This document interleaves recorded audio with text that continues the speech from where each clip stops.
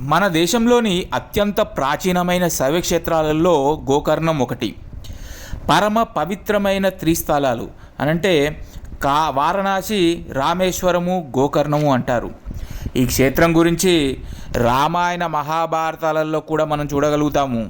అంతేకాకుండా స్కాంద పురాణంలో ఈ క్షేత్ర ప్రాధాన్యత తెలియజేయడం కోసం ఒక పూర్తి అధ్యాయం కూడా ఉంది. పూర్వము రావణుడు శివుని గురించి తపస్సు చేసి మెప్పించి శివుడి యొక్క ఆత్మలింగాన్ని పొందాడు. ఆ ఆత్మలింగాన్ని ఇచ్చి శివుడు ఒక నిబంధన కూడా విధించాడు. ఆ నిబంధన ప్రకారం రావణుడు లంకకి వెళ్ళేంత వరకు ఆ ఆత్మలింగాన్ని నేలపైన పెట్టకూడదు. రావణుడు లంకకి ఈ ఆత్మలింగాన్ని చేర్చడం అనేది లోకానికి వినాశన హేతువని, లోక కళ్యాణార్థం వినాయకుడు ఒక చిన్న పిల్లవాడి రూపంలో రావణుడికి మార్గమధ్యంలో ఎదురయ్యాడు. సరిగ్గా అదే సమయానికి ఆ శ్రీ మహావిష్ణువు తన సుదర్శన చక్రంతో సూర్యుడికి అడ్డంగా ఉంచాడు.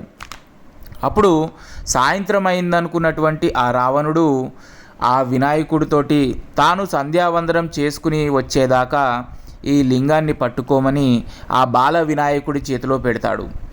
రావణుడు సంధ్యావందనానికి వెళ్ళిన సమయంలో వినాయకుడు రావణుడికి తిరిగి వచ్చే అవకాశం ఇవ్వకుండా ఆ లింగాన్ని నేలపై పెట్టేశాడు. దానికి ప్రతిగా ఆ పిల్లవాడి మీద కోపించుకున్న రావణుడు బాల వినాయకుడి తలపై ఒక ముట్టికాయ వేస్తాడు. ఫలితంగా ఆ వినాయకుడి తలపై ఒక నొక్కు ఏర్పడింది.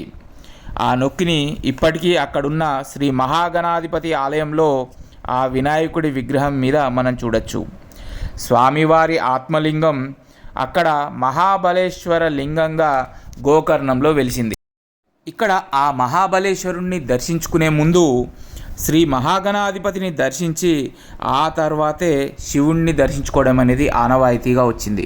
ఇంకొక కథనం ప్రకారం పాతాళంలో తపస్సు చేసి భూలోకానికి తిరిగి వస్తున్నప్పుడు భూమాత గోరూపాన్ని ధరించిందట. ఆ గోవు చెవి నుంచి పరమేశ్వరుడు ఉద్భవించడంతో గోకర్ణం అనే పేరు ఏర్పడిందని అంటూ ఉంటారు. ఈ క్షేత్ర చరిత్ర ఎంతో పురాతనమైనది.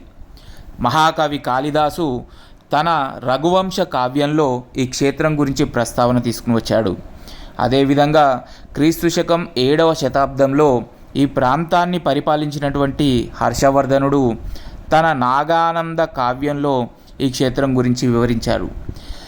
గోకర్ణంలో ప్రధాన ఆలయమైనటువంటి శ్రీ మహాబలేశ్వర ఆలయం దర్శనానికి ముందు భక్తులు అక్కడ ఉన్నటువంటి కోటి తీర్థంలో స్నానం చేసి తర్వాత అరేబియా మహాసముద్రంలో స్నానం చేసి భక్తులు దర్శనానికి వస్తారు.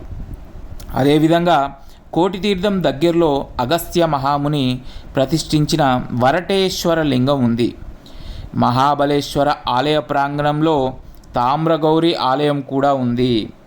ఈ ఆలయంలో మనం ముందుగా అనుకున్నట్టుగా మహాగణాధిపతిని దర్శించిన తర్వాతే మహాబలేశ్వరుని దర్శించుకోవడం ఆనవాయితీ. ఈ క్షేత్ర ప్రాంగణంలో ఇంకా భద్రకాళి ఆలయం, శ్రీకృష్ణ ఆలయం, నరసింహస్వామి ఆలయం కూడా ఉన్నాయి.